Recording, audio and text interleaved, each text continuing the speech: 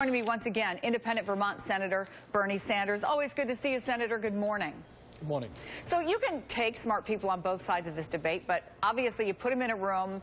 If they come no closer to compromise and say it was a good dialogue, but we still really disagree, how do you go about moving forward? You go about doing not what Paul Ryan suggests, but what the American people want. And the American people are very clear. They want to raise the minimum wage to a living wage. Ryan and his friends are opposed to that.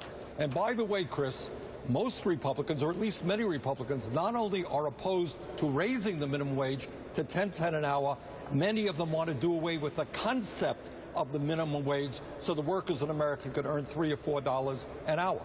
But I think what the Black Caucus was talking about is the direction that we've got to go. And the American people support that. They understand that real unemployment today is not 6.7%, it's close to 12%. We need to create millions of decent-paying jobs.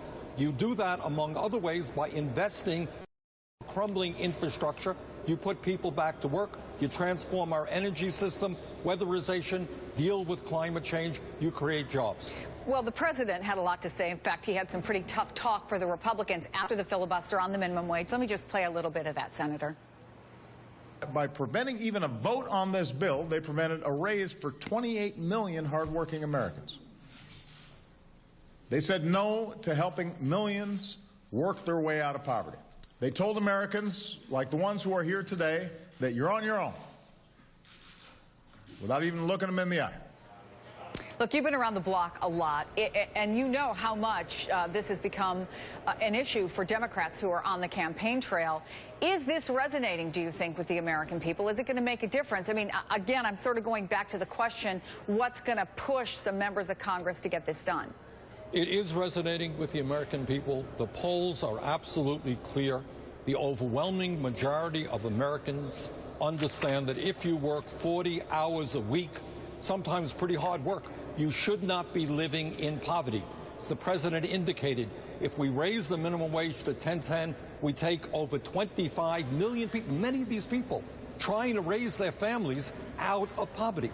And what the American people also understand, Chris, big time, is that while the middle class is disappearing and poverty is very, very high, the wealthiest people in this country are doing phenomenally well. We have got to address the issue of income and wealth inequality. Raising the minimum wage is one way to begin that process. Well, after meeting with Paul Ryan, Congresswoman Gwen Moore said that there are other members of the Congressional Black Caucus who frankly don't think Paul Ryan was just inarticulate in his comments on black culture, but actually that what he said was a true reflection of where he and many others stand on the budget and how it should address poverty.